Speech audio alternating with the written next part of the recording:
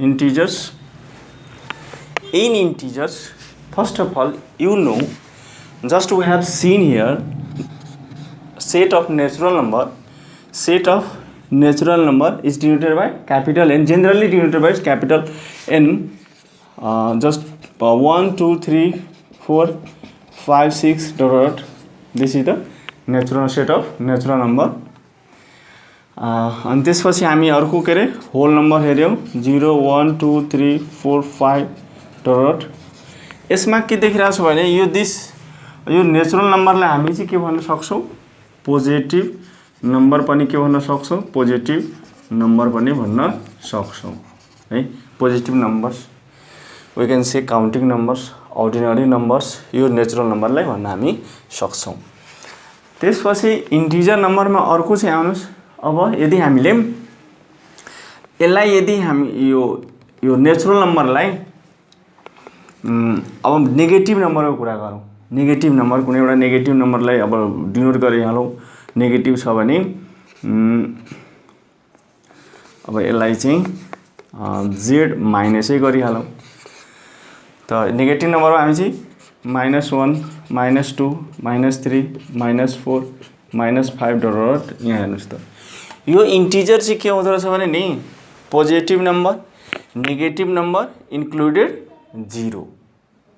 यस, त्यसैले यसलाई चाहिँ हामी यस्तो पनि भन्न सक्छौँ. कसरी के यो सेट अफ नेगेटिभ नम्बर हो भने हामी यसलाई चाहिँ के लेखौँ, सेट अफ नेगेटिभ नम्बर्स है.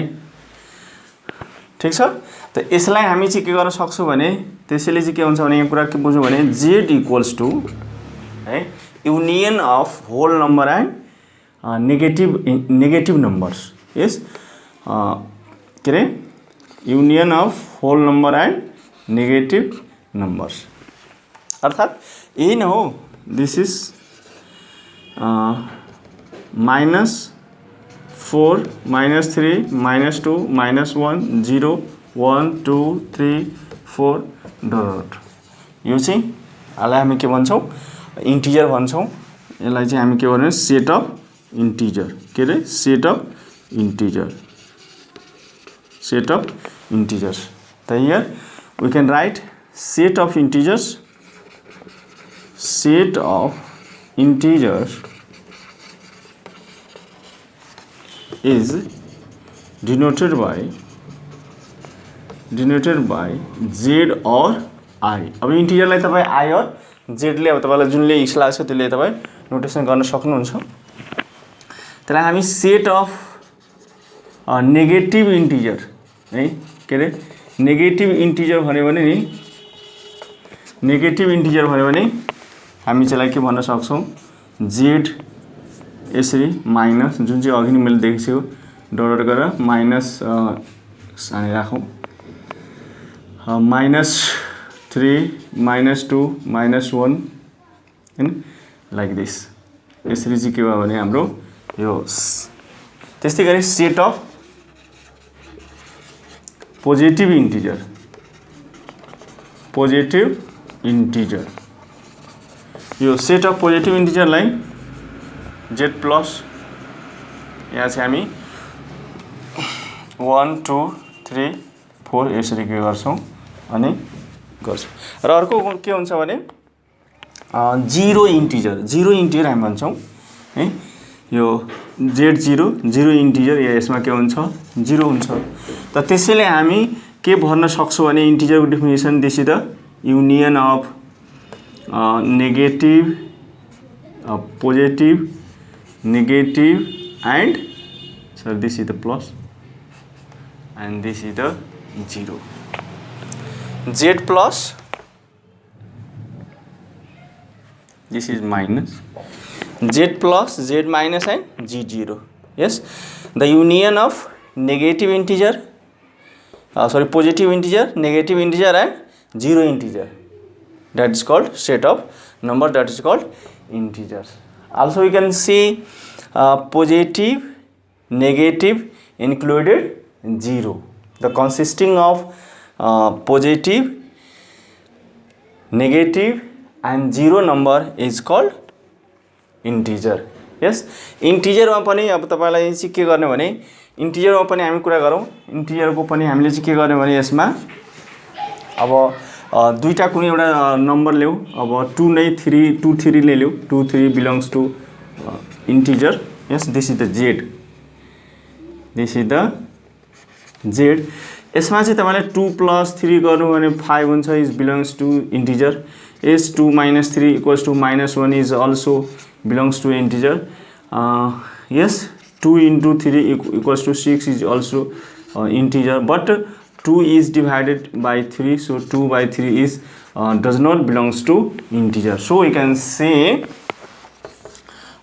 plus, minus and multiply into, plus, minus and into are the mathematical operation under the holds the properties of integers. Yes, so all integers are whole integers are closed under the operation of plus, minus and multiply. A set of number form, we can define a set of number forms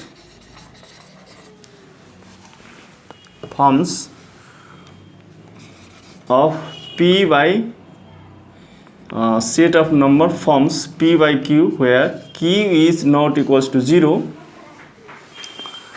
and p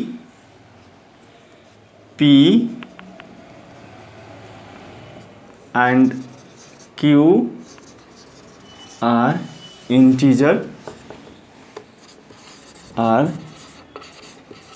integers is called rational numbers.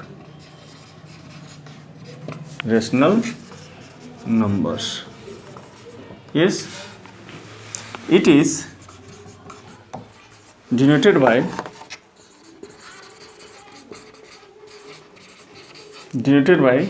q, right? Set of numbers here, numbers set of numbers forms p by q, where q is, you can write here, where q is, yes, q is not equals to 0 and p and q are integer. यसमा चाहिँ p र q के हुनु पर्यो, integer हुनु पर्यो. q बराबर 0, q equals to 0 हुनु हुँदैन भने त्यस्तो चाहिँ सेट अफ नम्बर्सलाई हामी के भन्ने, रेशनल नम्बर भन्ने. यस, अब कसरी चाहिँ थाहा लाग्छ, एक्जाम्पलको लागि हामी हेर्यो भने, फर एक्जाम्पल अब हामी एक्जाम्पलको रूपमा हेर्यो भने अब 2 चाहिँ रेशनल नम्बर हो. How can you say 2 rational number हो भने हामी 2 लाई हेर्नुस् त 2/1 गर्न सक्छौं नि. यस, त हाम्रो प्रपर्टी चाहिँ हामी डेफिनेसनमा के भने p by q rational number यस्तो चाहिँ नम्बर हो जुन चाहिँ p by q को फर्ममा हुन्छ, जहाँ चाहिँ p र q के हो, इन्टिजर हो. Yes, q is not equal to 0 हैन. त्यस्तो छ भने त्यो नम्बर जुन सेट अफ नम्बर्स भन्छ त्यसलाई हामी के भन्छौं, रेशनल नम्बर भन्छौं. यहाँ पनि हामी 2 लेख्यौं भने 2/1 त हामी लेख्न सक्छौं नि है. यहाँ so here 2 and 1 are integer. यो 2 र 1 के हो, इंटीजर छ कि छैन. So we can say 2 is rational number. यसरी चाहिँ हामी रेशनल नम्बर हो भनेर यसरी भन्न सक्छौं. यस, 2 इज रेशनल नम्बर. मलाई चाहिँ क्लियर भइरा होला यसरी.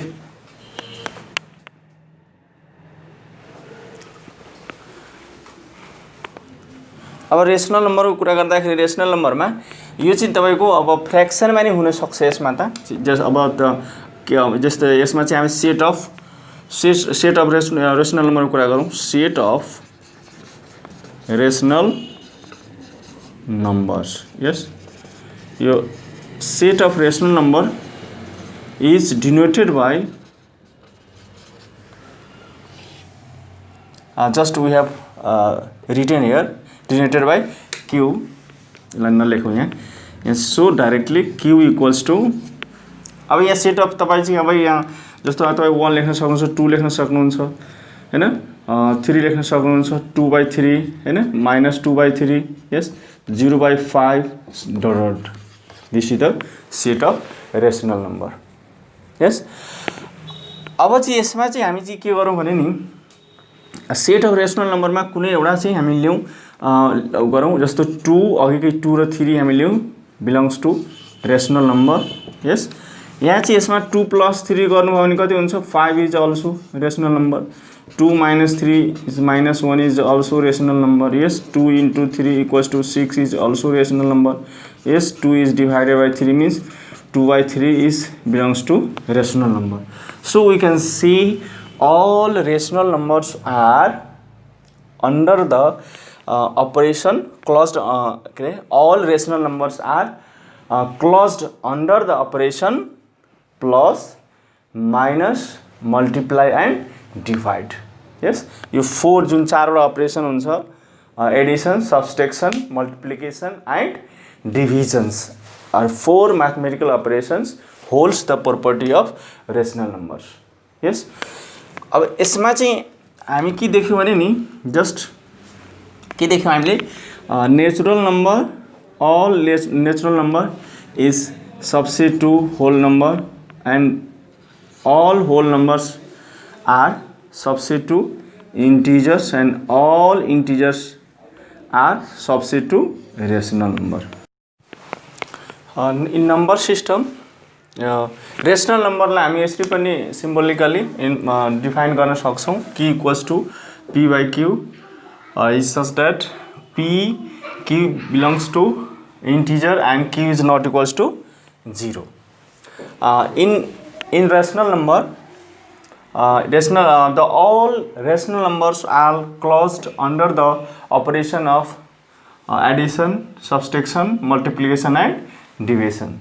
Yes, irrational number are जसरी चाहिँ हामी अहिले रेसनल नम्बर बुझ्यौँ ठिक त्यसको चाहिँ के हुन्छ अपोजिट, जुन चाहिँ रेसनल, जुन नम्बर चाहिँ रेसनल नम्बर हुँदैन त्यो चाहिँ नम्बरलाई हामी के भन्छौँ, इरेसनल नम्बर भन्छौँ. So you can see the number which can not be expressed in the form of p by q where p and q belongs to integer. p and q are integer and where q is not equals to 0 is called rational number.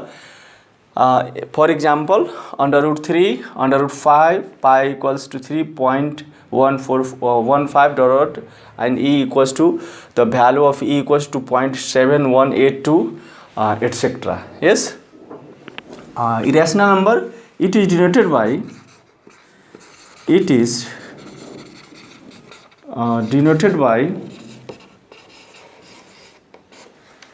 q bar. Yes, q bar. It means rational number नहुने है.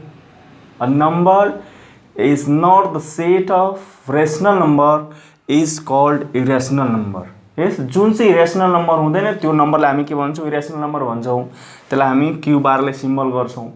अर्को चाहिँ यसमा कुरा चाहिँ हामी कसरी बुझ्न सक्छौँ भने नि जसरी त्यस्तो नम्बर जुन नम्बर चाहिँ नन टर्मिनेटिङ हुन्छ है र नन रिपिटिङ हुन्छ त्यो नम्बरलाई हामी डेसिमलको रूपमा, हामी जसरी डेसिमलको रूपमा आयो भने त्यो नम्बर चाहिँ के हुन्छ भने इरेसनल नम्बर हुन्छ. के नन टर्मिनेटिङ मतलब अन्त्य नहुने, नन रिपिटिङ पुनरावृत्ति नहुने, अन्त्य नहुने र पुनरावृत्ति नहुने त्यस्तो यदि डेसिमल नम्बर छ भने त्यसलाई हामी के भन्छौँ, इरेसनल नम्बर भन्छौँ. Real number is denoted by R, capital R. So the set of real number we can say rational number and irrational number. The combination of rational number and irrational number, the set of numbers, the combination of rational number and irrational number is called real number. Yes, we clear that natural number is subset to whole number, is subset to integer, is subset to rational number is subset to real number. Yes, this is the real number. In the same way,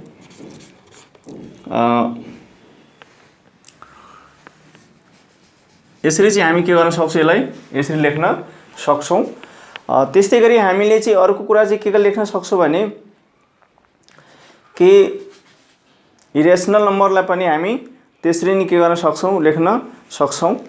अब जसरी irrational number चाहिँ के भयो भने यो चाहिँ कसमा content हुने भयो त, रियल नम्बरमा। त त्यसैले हामी चाहिँ यहाँ irrational number is subset to real number यसरी चाहिँ हामी लेख्न सक्छौँ। ठीक छ। अब चाहिँ हामी कुरा यहाँ चाहिँ के गरिरहेछौँ भने नि कि अब यहाँ सवाल उठिरहेको छ, यसलाई चाहिँ हामी डायग्रामको रूपमा लेख्यौँ भने, यसलाई डायग्राम बनाइदियो भने यहाँ चाहिँ के लेखौँ भने रियल नम्बर लेखौँ। रियल नम्बर अनि is divided by 2 parts. Rational number, irrational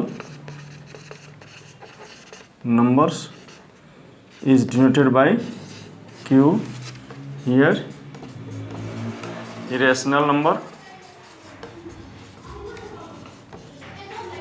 is denoted by Q bar. Rational number is divided in two parts. Number one, integer, yes, integers, and here fraction. Integer is denoted by z or I. Yes, integer is divided into 3 part: positive, negative, and 0. Yes, fraction is divided into 2 parts: positive, yes, this is negative. Yes, this is the diagrammatic formation of the real numbers. अब चाहिँ यसलाई irrational नम्बरमा अब तपाईँ टाइपको कुरा गर्नुभयो भने, यसलाई अब रेसनल नम्बरको कुरा गर्नुभयो भने हामी चाहिँ यसलाई के अरे त्यस्तो नम्बर जुन चाहिँ नन हामी के गर्न सक्छौँ, रिपिटिङ,